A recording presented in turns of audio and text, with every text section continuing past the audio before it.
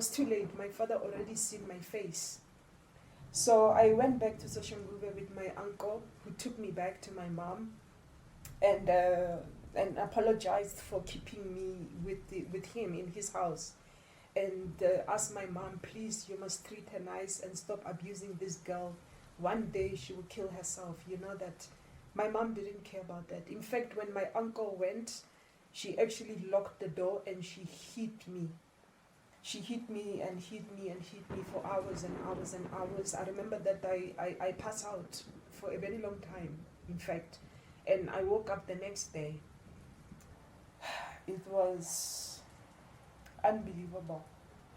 So when I was 13, I decided to ask my grandmother, who was staying also in Soshanguve, because she was no longer staying in Jakala's dance at this point, because my uncle Moses, he actually destroyed the farm and there was nothing left in the farm. And she was homeless. My grandmother was homeless. She has nowhere to stay. She had a house in Soshanguve and she was staying there. So I asked my grandmother, since you're going back and forth to Harankuwa sometimes, can you take me with you? Because I still remember in my head that I have a father in Harankuwa, so I want to go to Harankuwa and meet him. So my grandmother said, oh yeah, sure, you can come with me, why not? So she always goes to Harankuwa and stays with her son John. And John is my other uncle that lives in Harankuwa, and he doesn't stay far from my dad. And he also doesn't stay far from my uncle Joseph, the one who's selling ice cream.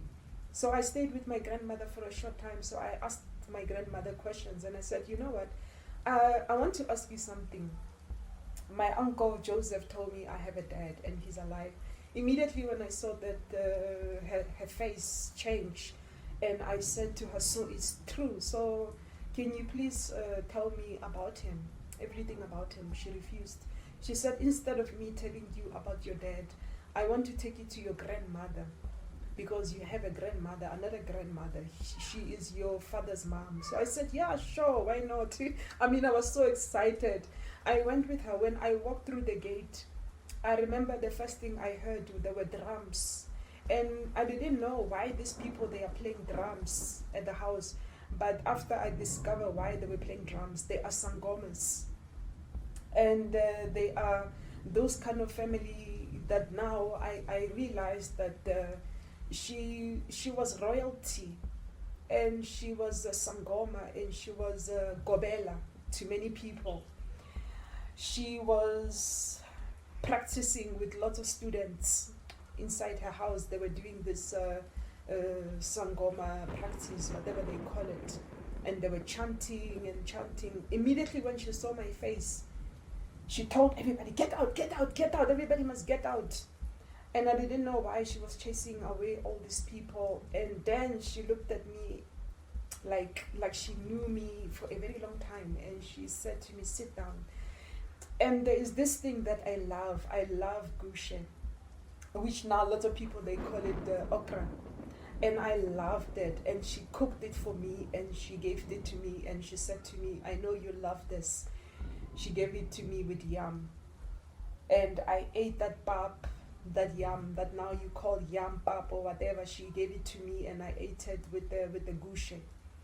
I finished the whole thing, and she said to me, oh, I didn't know that you find yourself home one day. And when she said that, I felt like I was at home. I felt like I finally come home, you know, like, oh yeah, she loves me, you know. So I asked her questions like, why didn't you come looking for me? Why didn't you look for me? So she started to tell me this story around my birth. And she told me, no, child, you don't understand. I was always with you.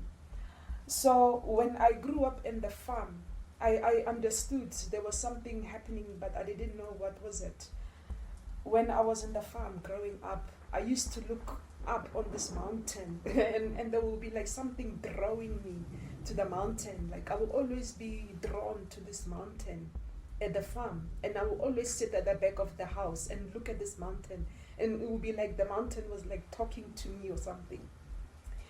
And to the point where one day where I was sitting at the back of the house and there was a cobra that we had lots of snakes in the farm, but there was this particular snake, this cobra, came there and sat there next to me. And it was just sitting there and lift up the head. And as it did that, my grandmother and my mom, at the time, it was something like December, they found me at the back of the house, sitting at the back of the house with the cobra. When they saw that my mom fainted, she just she fainted. And my grandmother, she just grabbed me and removed me from there. So my grandmother, this one, my father's mom, she explains to me why the cobra was there. She said, I brought the cobra there. I actually sent the cobra to sit with you. And I tried to communicate with you over the years, but you didn't listen. And I'm a gobela, I'm a sangoma. So she explained to me that on my leg I have this lightning, and I didn't know what was called. I always called it a birthmark. It's so big on my leg. And she said to me, no, it's a lightning, and you are born with it. It makes you strong, and you can communicate with the spirit world, and you are a light worker. That's why I hated you. That's why you were not welcome to be born and live in my house, because of the fact that you are a light worker. We don't accept light workers in our family, but you are a light worker. So she explained it to me, the reason behind my death, that I was born many years before, in fact, and I had come back. I don't know, it sounded so strange, like, oh my God, maybe this lady, maybe she's high on something. That's what I said. I said, maybe she's high on something. I don't believe in such things. What is she talking about? I didn't believe in recantation, when somebody says you were born again, or these days people, they throw born again as somebody who's a Christian and being born again. No, it's somebody that lived before in the past, and somehow they have reincarnated back into this new life. And I didn't believe in such a thing. I thought, this woman, she's crazy. What the hell is she talking about? No, it's not me. No, man. So I said, I said to my grandmother, my mother's mom, I said, you know what, I am leaving. This old lady, she's crazy. What is she talking about? So my grandmother said to me, I want you to sit down and listen to your grandmother when she's talking. So she told me this story many years ago, many years ago. There is this girl that was born in her family, and this girl was apparently a very nice girl, and she was born as a gobela, the most powerful sangoma that was ever born in their family. And she was born with marks all over her body. The way she was born, she is born to be a light worker, and she's so powerful, in fact, that lots of people, they fear her powers, and they always come to the family to pay respect. And she was treated like a queen. She was so kind, and she was always helping people. She didn't want people to suffer and struggle, and she always gave her wealth to people, share all her money, everything with people, and she was treated like she was some kind of a queen.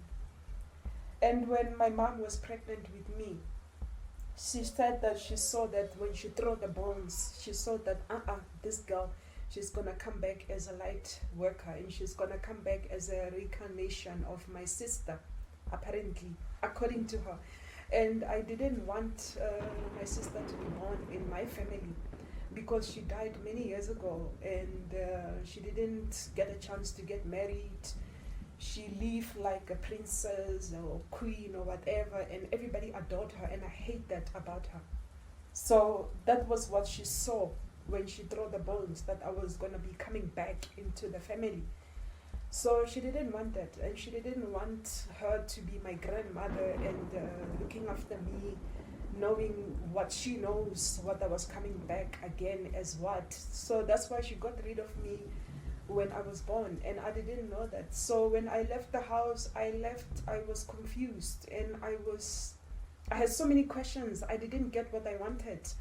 I was traumatized by what she was telling me, and I didn't understand anything about reincarnation and people being reborn and people coming back from the dead. I didn't understand what she was talking about.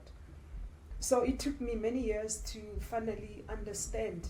And when I did, I was confused even more, because I don't understand what she was saying. I didn't. And they thought it was very important for me to meet my dad. And when I did, my dad didn't want me. She tried to speak to her son and explain to him that you must love this girl. She is your daughter. She's your only child, the only daughter that you have.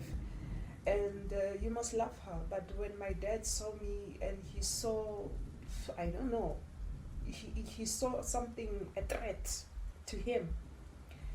Not to mention that his wife, because he had remarried, when she saw me, the first thing she saw was, that means that Grace is gonna come back, my mom. And I don't know why she called herself Grace, but that was the name that she gave me when I was born. But she gave herself a nickname, Grace, but her name is Lydia.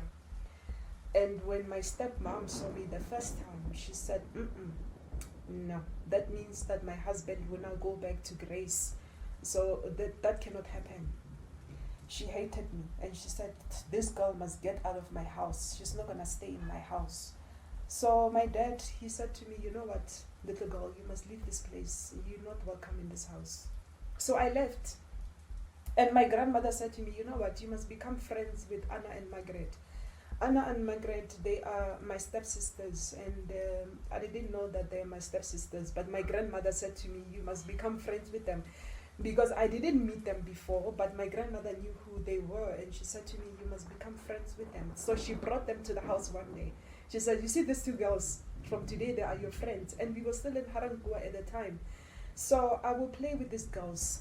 And I was so naughty to the point where I said, okay, I want to go with you to your house. So when I went to the house, I was told by my grandmother, when you go to the house, don't be naughty, and don't behave as if you live there. Just when you go there, you must behave like a stranger, So one day, my dad, he was driving, and he was driving those little Beetle cars, and he saw me playing on the road, and he stopped his car.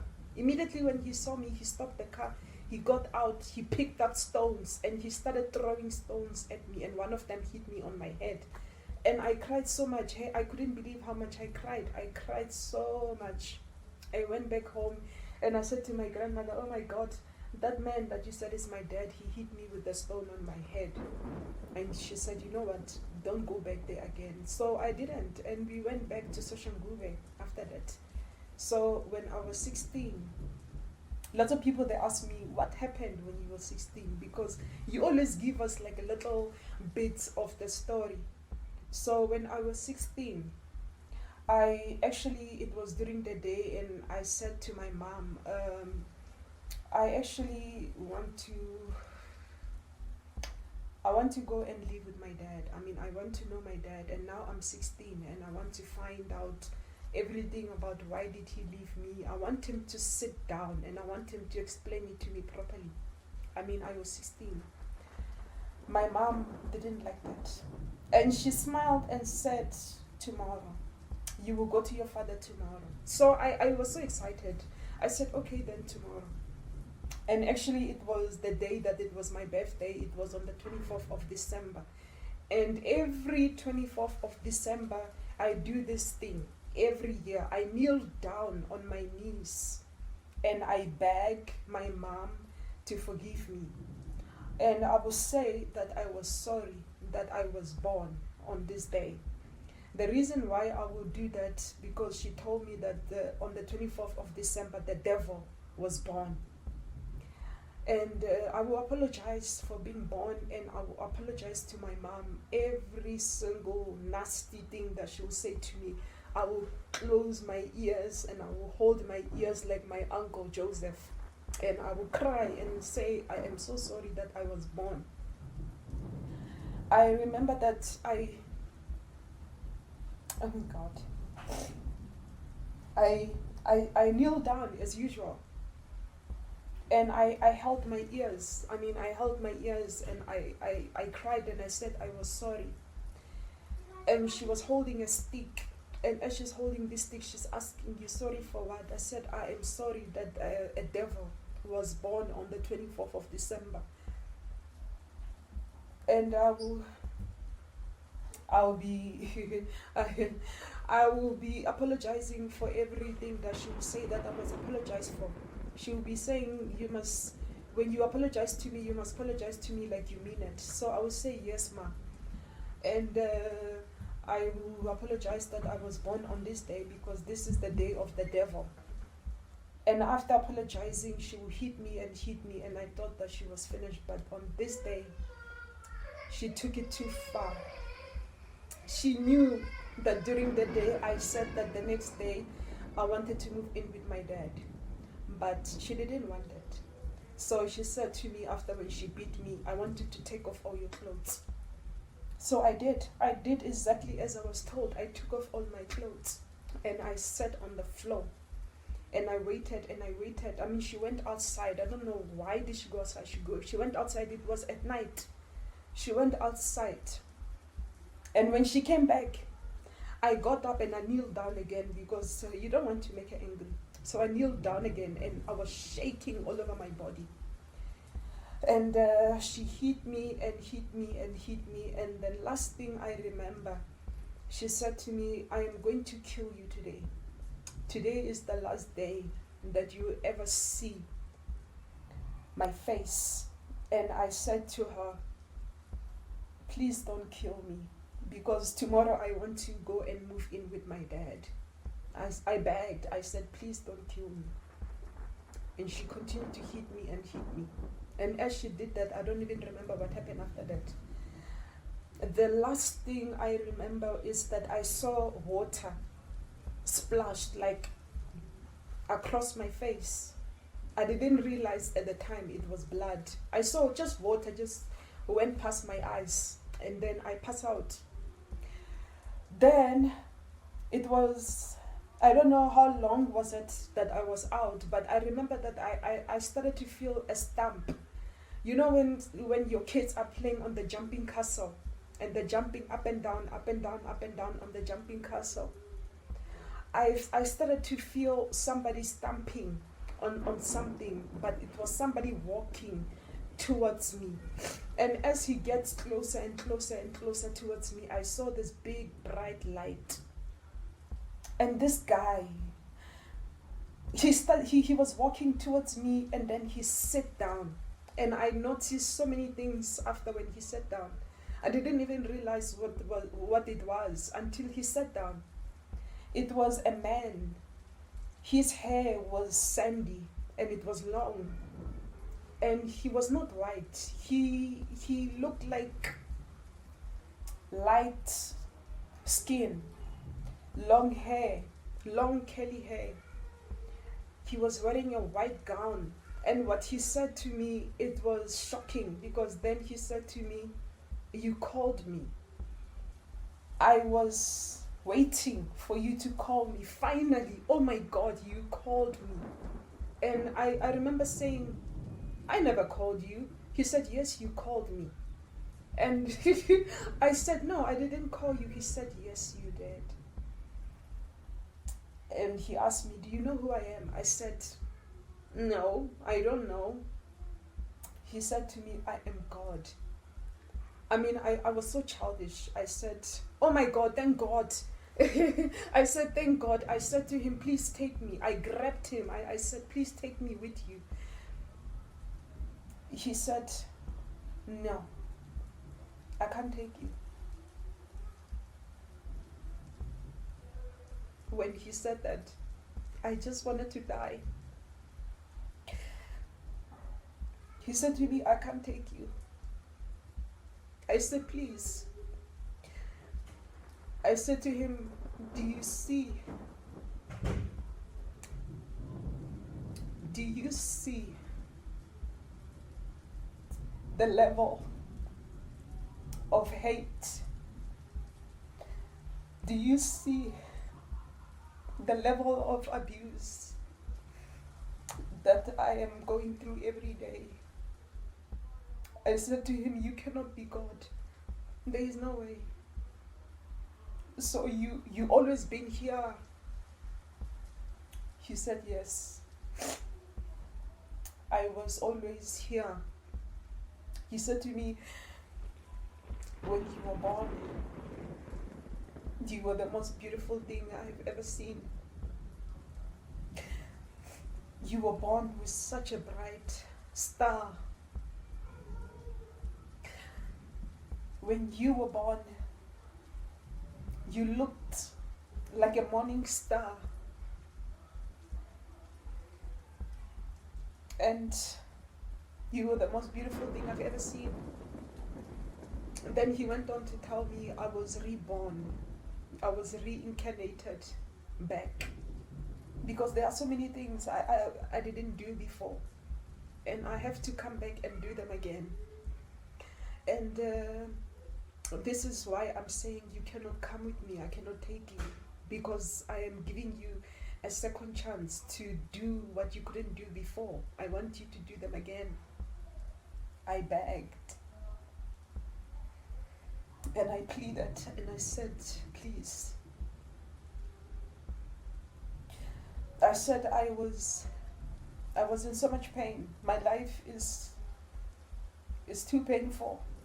I cannot stay back here. My mom, she's gonna kill me.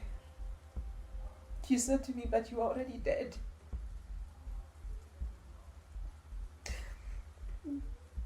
He said, but she already killed you.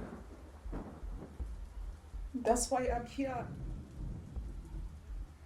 You are between life and death. That's why you are here. That was the first time I actually looked down and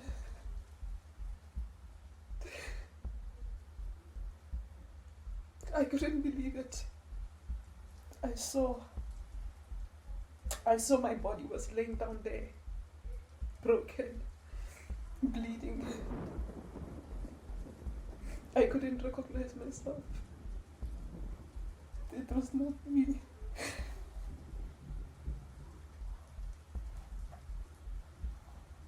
He said to me, no, you have to go back there because you are the most beautiful thing I have created. I am going to send you someone. When you see him the first time, he's gonna look so dirty. He's gonna look so lost. He is gonna look different. He said that he's gonna look white. I actually laughed and I said no. I said no, I cannot stay here because I am hated so much. All my life I've been treated like a slave. I don't want to be a slave anymore. I want to go with you where there is so much love and where there is so much happiness. He said to me, but he is coming.